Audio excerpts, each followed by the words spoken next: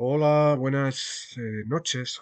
Casi ya. Nada, va a ser breve, ¿eh? A dar un repaso al Teatro de Lorca, que tenía que haberlo colgado hace unos días, pero quería darle una vuelta a una nueva disposición, digamos, no tanto cronológica como estética de la producción teatral lorquiana, porque igual de ese modo se entiende mejor y también puede memorizarse un poquito mejor. Hay que tener, sobre todo, en un primer momento, en cuenta una idea en la que no voy a profundizar mucho, porque ya la consideramos o ya la vimos cuando hablábamos del teatro de Valle. Y es la idea de a los problemas que se enfrentaba, incluso todavía se enfrenta un dramaturgo que pretende hacer un teatro nuevo, un teatro experimental, un teatro acorde o más o menos acorde con con la contemporaneidad más o menos estética de su tiempo, ya sean los años 20, los años 30 o la más absoluta actualidad. En el caso de Lorca, eh, bueno, tenía parte ganado, o su situación era un poquitín más cómoda que la situación que pudo tener en su momento Valle Inclán, aunque solo sea porque el tiempo era otro, ¿no? Lorca empieza a escribir, como sabéis, más o menos después de las vanguardias, mientras que después de la eclosión de las vanguardias, cuando las vanguardias más o menos ya es un hecho aceptado en toda Europa. Mientras que Valle en realidad es uno de los primeros vanguardistas, ¿no? Valle es uno de los reflejos del expresionismo europeo, y el expresionismo es una de las primeras categorías, vamos a decirlo así, vanguardistas, aunque, como ya dijimos en clase, es casi casi un universal estético en el tiempo y en el espacio, ¿no? Sin embargo, bueno, Lorca tiene ya como una especie de hermanos mayores, como puede ser el caso de Valle, que le han abierto el camino para que su teatro pueda ser más o menos desarrollado. Y de hecho tuvo bastante menos problemas para estrenar sus obras que las que tuvo Valle Inclán.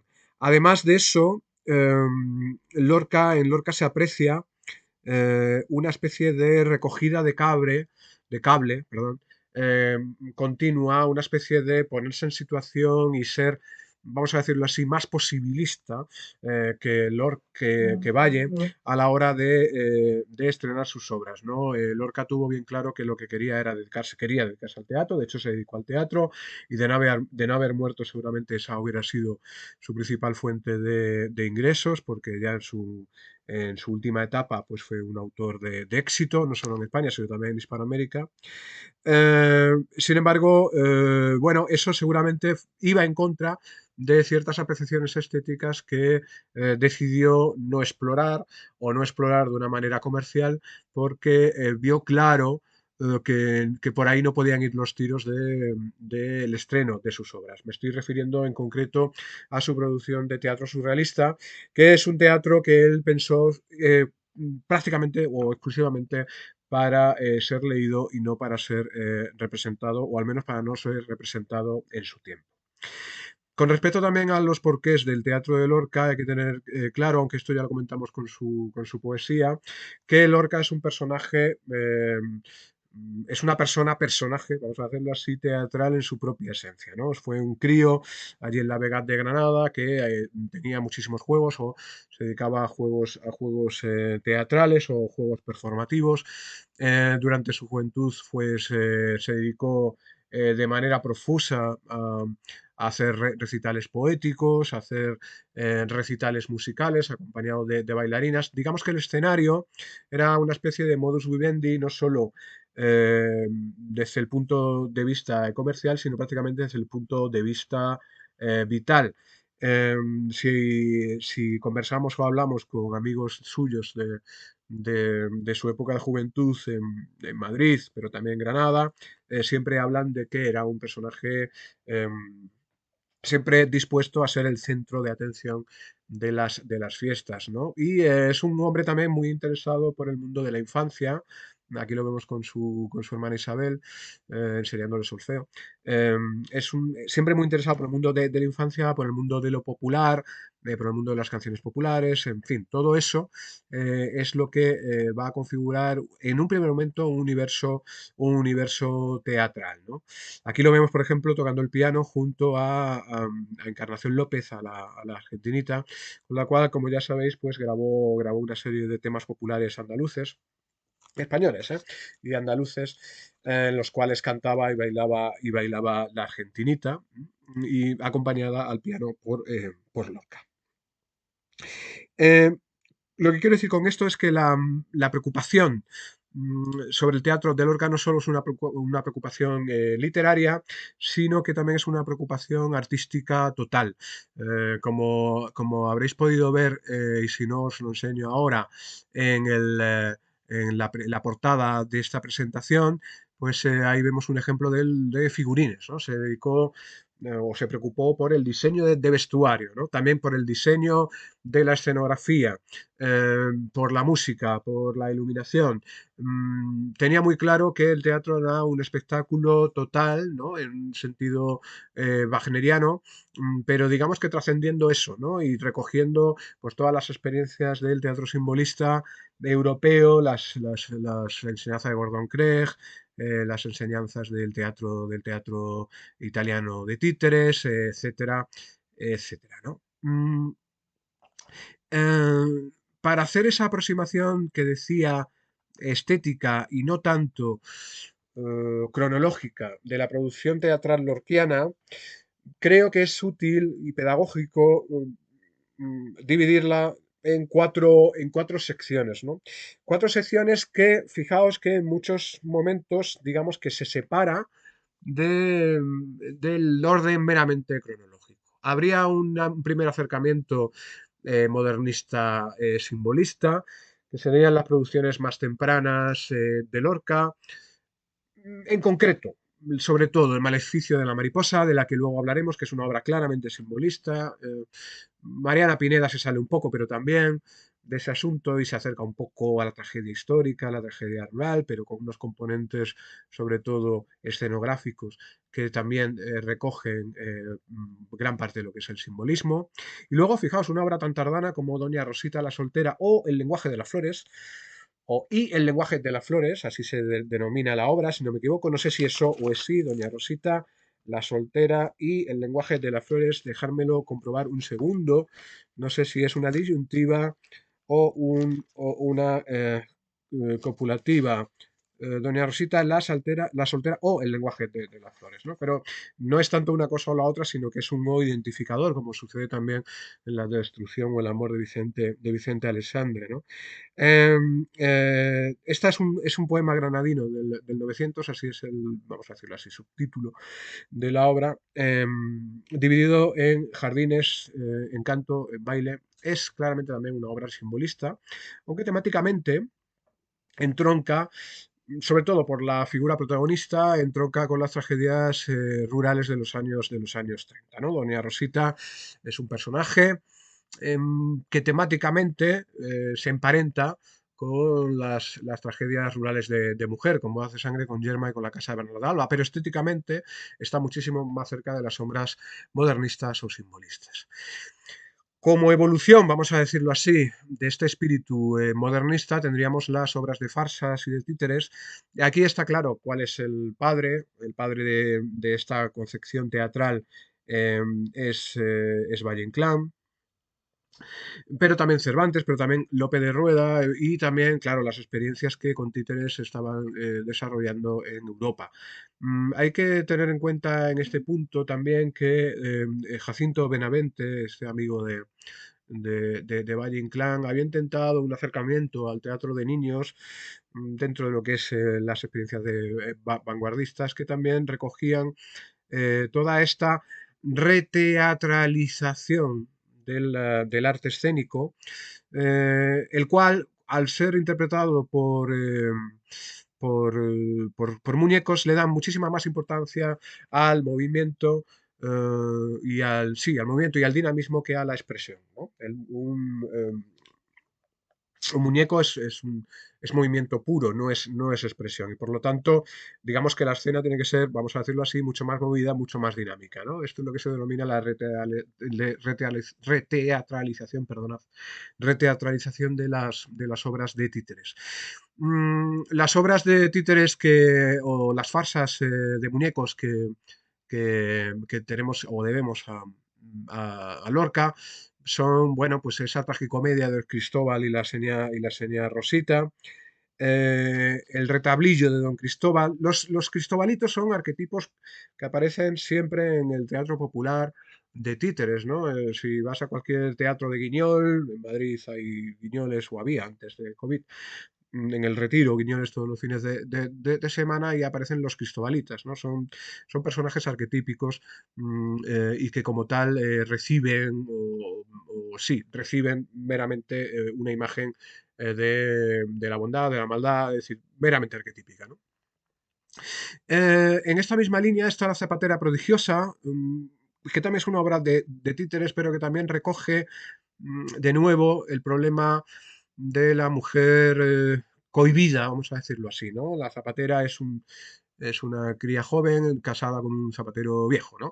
Vamos a decirlo así. Fijaos que es de 1926. Y también entroncada, en cierto modo, con la tragedia, pero siendo también una obra meramente simbolista en la cual aparecen duendes, donde la importancia de la música es tremenda y también de la escenografía, está El amor de Don Perlimplín con Belisa en su jardín, de la cual incluso conservamos sus partituras y sus canciones, ¿no? Ya lo veremos, pero fruto de la experiencia de la barraca, son las tragedias rurales sobre las que tenemos que hacer más hincapié, porque el título del tema es el teatro de García Lorca, o evolución del teatro de García Lorca, las tragedias, ¿no? Son esas tres: Bodas de Sangre, Yerma y la Casa de Bernarda Alba, donde ya veremos una progresión, digamos, de desposeimiento, no, una progresión de una progresiva simplificación. O sí, o un progresivo abandono de las características estéticas del simbolismo para dar en la tragedia pura de la Casa Bernarda Alba, que como veis está fechada en el año fatídico de 1936, el año de la muerte de Lorca y también del inicio de nuestra guerra civil. Y luego anterior a eso está ese teatro, vamos a decirlo así, imposible, eh, también catalogado como imposible en entrevistas por el propio García Lorca. Aquí tengo la colección de entrevistas en las cuales aparece esta idea, que eh, son herencia, digamos, de sus conocimientos del surrealismo en Estados Unidos, pero también antes con sus compañeros de la residencia de estudiantes, con Dalí, con Buñuel y con los otros poetas de la generación del 27 muy interesados en este tema, como Rafael Alberti o Vicente Alessandri. Como veis, son esas que tenemos ahí, el público, y así que pasen 5 años. Ambas obras son obras de teatro que luego han sido puestas en escena, y lo que he colocado entre corchetes no son tanto obras de teatro no concebidas como tal, sino son diálogos o guiones de cine. El viaje a la luna sí que es un guión de cine, claramente empujado por las experiencias cinematográficas que habían tenido sus dos amigos, Buñuel y Dalí, y el paseo de Buster Keaton aparece como un diálogo.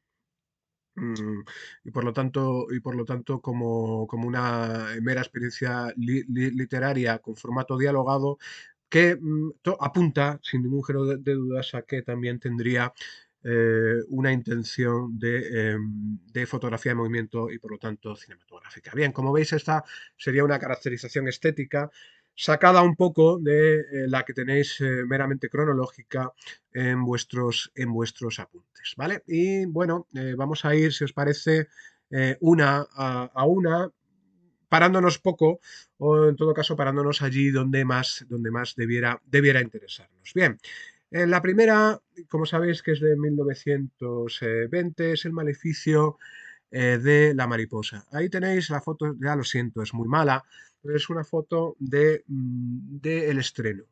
Bien, os tenéis que imaginar, por lo tanto, a ese público burgués acostumbrado a eh, la escenografía del salón, ese teatro de confort, del teatro burgués, y que cuando entra y se abre el telón, pues lo que se encuentra pues son, pues, como veis, pues cucarachas, escarabajos, bueno.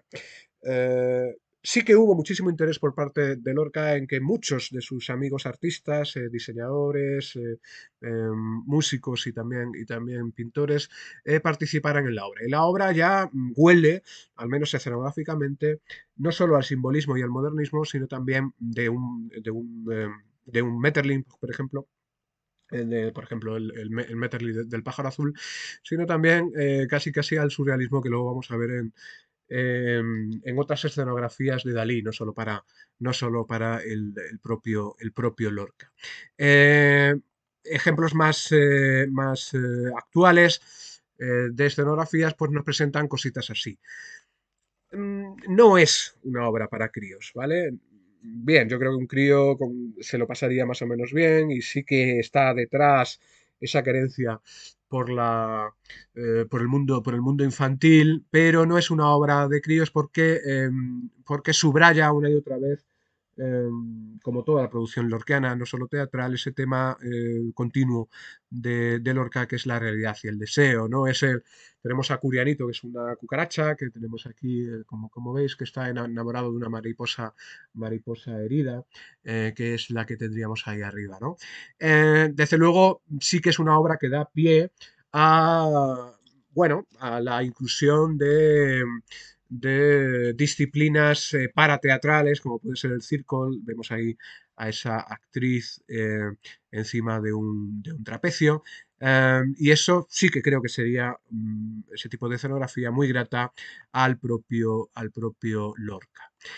Durante su estancia en Madrid, esta es una foto hecha en una feria de la que tenemos varias del mismo día, también con Dalí. Esta otra, pues una foto de izquierda a derecha, está Salvador Dalí, está José Moreno Villa, está Luis Buñuel, eh, el propio Lorca.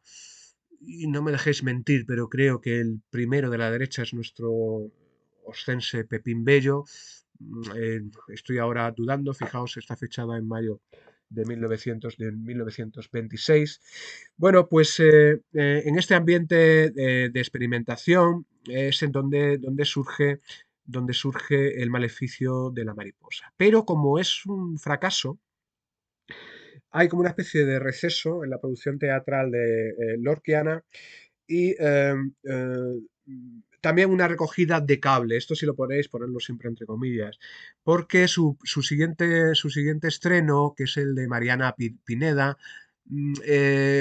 busca una mayor comprensión por parte del público. Pese a que aquí veis esos diseños dalinianos en el estreno de 1927.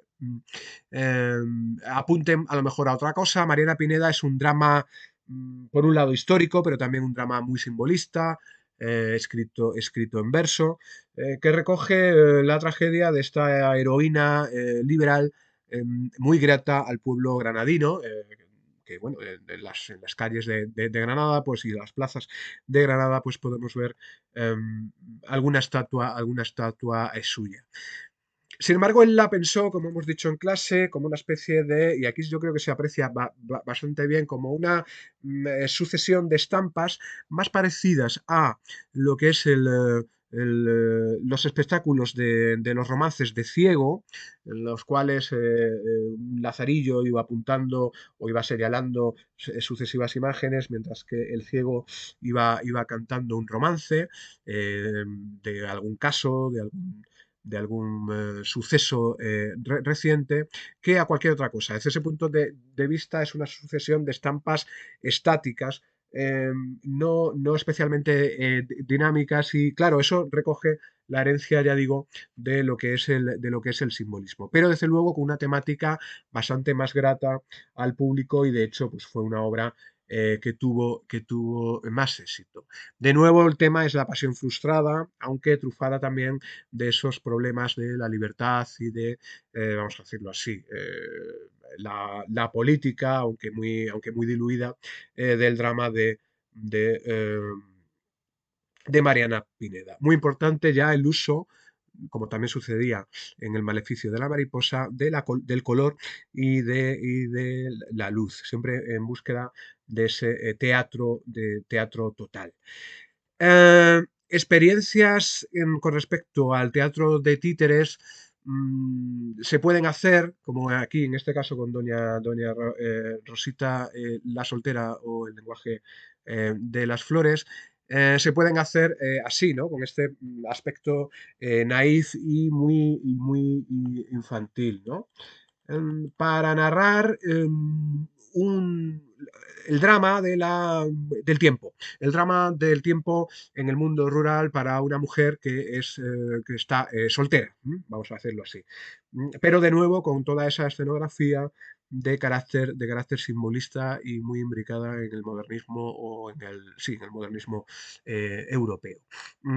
Vamos a ver también escenitas de los cristobalitas. Este es el caso del retablo de Don Cristóbal, perdón, la tragicomedia de Don Cristóbal y la señá Rosita, la señá es la señora Rosita, y con más interés o más interesante me parece el caso de El amor de Don Perlimplín con Belisa en su jardín, que como veis ha tenido representaciones no especialmente dedicadas solo al mundo del muñeco, al mundo del títere, sino también como pasaba también con Valle, con actores, ¿no? Con actores, con personas, ¿no?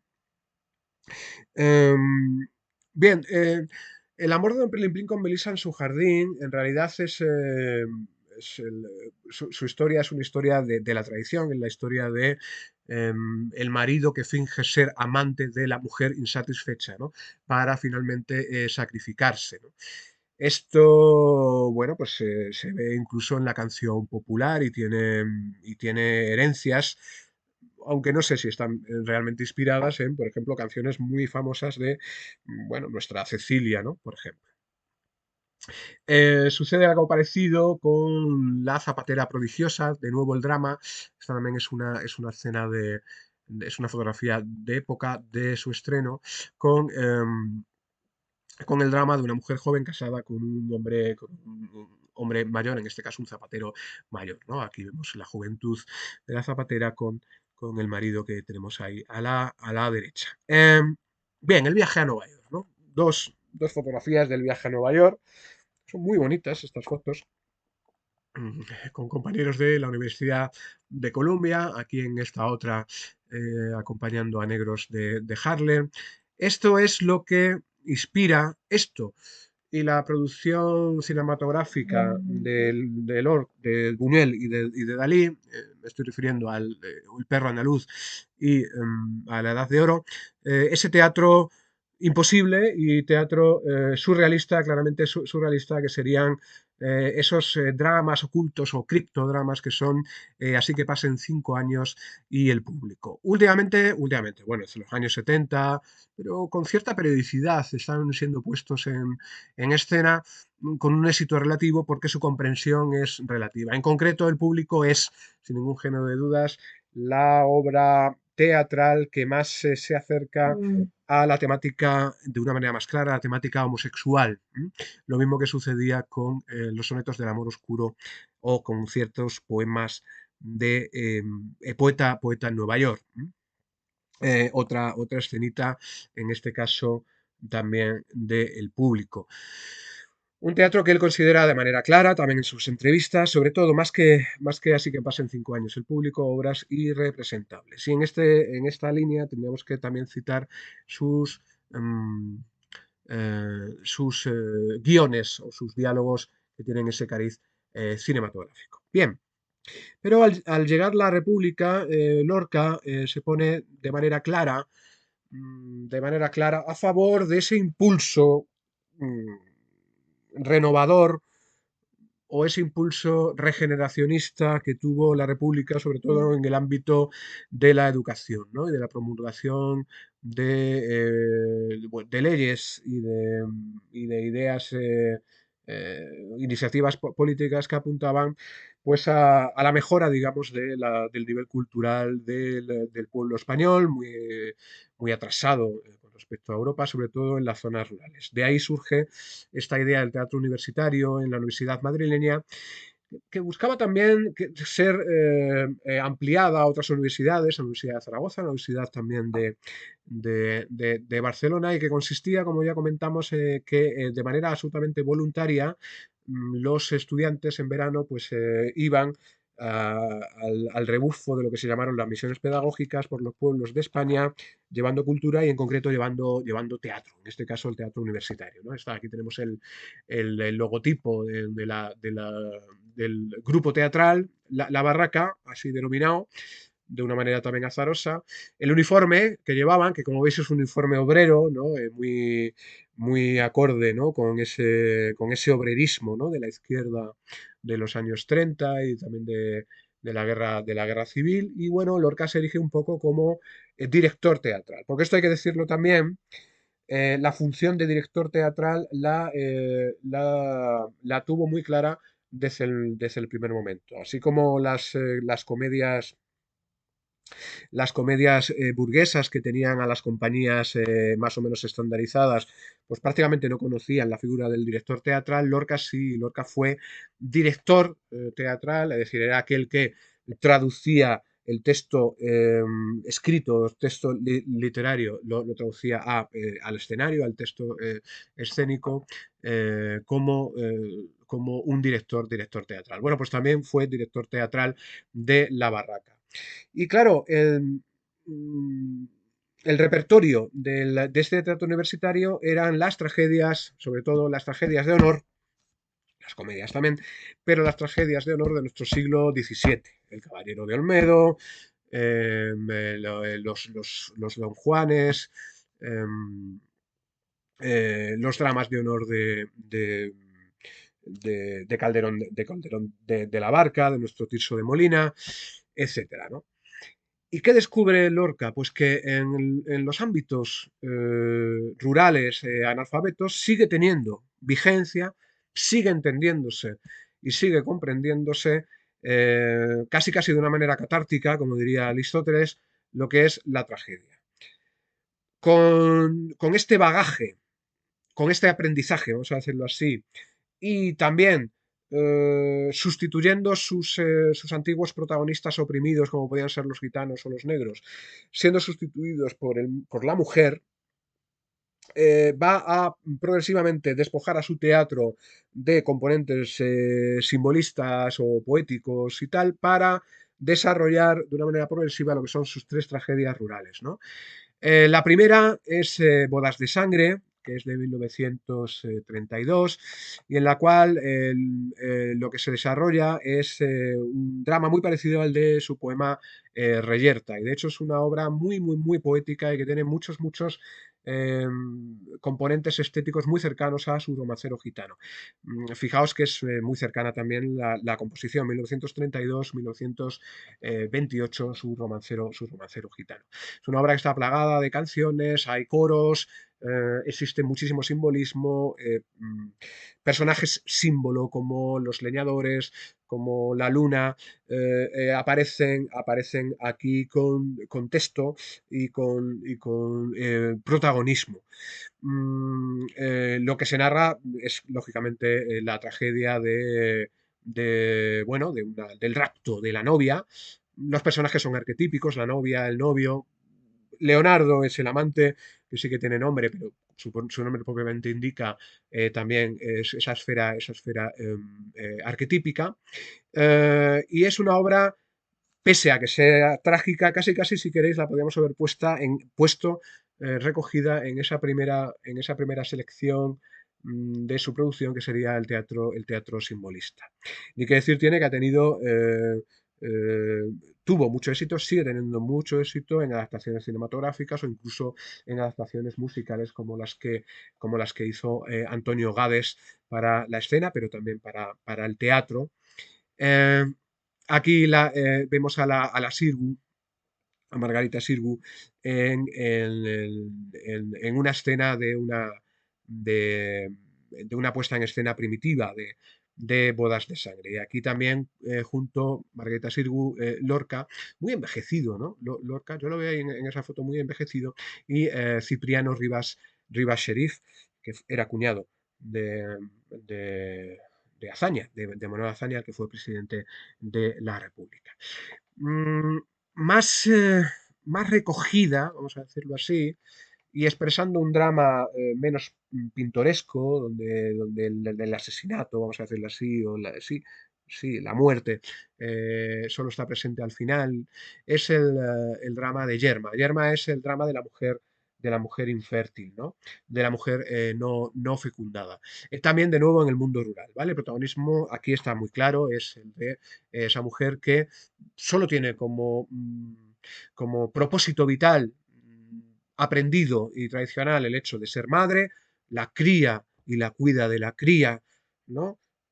Son palabras textuales de la propia Yerma. Nosotros solo tenemos, la mujer solo tiene la cría y la cuida de la cría, y que, como su propio nombre indica, al no poder ser desarrollado, aunque la culpa no sea suya, pues eso conduce finalmente al asesinato y a la tragedia. Entre medios de estas, de la Yerma y de la casa de Bernarda Alba, estaría Doña Rosita la soltera, que la hemos colocado estéticamente antes, ¿no? También con protagonismo femenino, pero claramente simbolista, y por lo tanto la hemos colocado en otro ámbito estético. Tanto Bodas de Sangre como Yerma, como la cosa de Bernarda Alba, también están inspiradas en casos más o menos recientes de, del mundo rural andaluz. Digo recientes en la época. Digamos que se inspira en los sucesos noticiosos del el mundo rural andaluz. Y es por eso que la casa de Bernarda Alba, la cual conocéis porque la leísteis en su día, tiene este aspecto de reportaje fotográfico, ¿no? Esos negros que contrastan, esos negros del luto, ¿eh? Que contrastan con los blancos del claustro, de la cal, ¿no? Ese silencio de cal y mirto que aparecía en La monja gitana, también es el silencio de cal y mirto que aparece en la casa de Bernarda Alba. Aquí la opresora es la protagonista, vamos a decirlo así, Bernarda, que tiene antecedentes estéticos clarísimos, por ejemplo, en la producción novelística de un Pérez Galdós, por ejemplo, en Doña Perfecta. Y aquí sí que, si en Yerma todavía teníamos coros de mujeres o coros de lavanderas que subrayaban o comentaban lo que estaba sucediendo, aquí la poesía eh, entendámonos, la poesía en verso, la canción es mínima, apenas aparece en las escenas de la loca, ¿no? De la abuela loca, y el resto es una prosa tensa, claramente trágica, muy catártica, ¿no? Como en ese horror final de de la extensión del luto impuesto para estas chicas jóvenes y deseosas, ¿no? Que ven como su juventud y sus pasiones y sus pulsiones pues son reprimidas por el ambiente y por esa madre horrible, ¿no? Eh, mm, bueno, ese, digamos, es quizás la casa de Bernarda Alba es, pese a ser la obra más famosa de Lorca, es también su obra más tradicional, en el sentido de que es la más exportable, la más comprensible, por parte del teatro internacional, como se ha demostrado ya desde la muerte de Lorca, donde empezó a tener éxito primero en Hispanoamérica y luego en el mundo todo. Mm, Bien, bueno, con esto yo creo que es más que suficiente para, bueno, para darle otro enfoque al tema y a vuestros temas también. Vale, muchas gracias por vuestra atención. Adiós.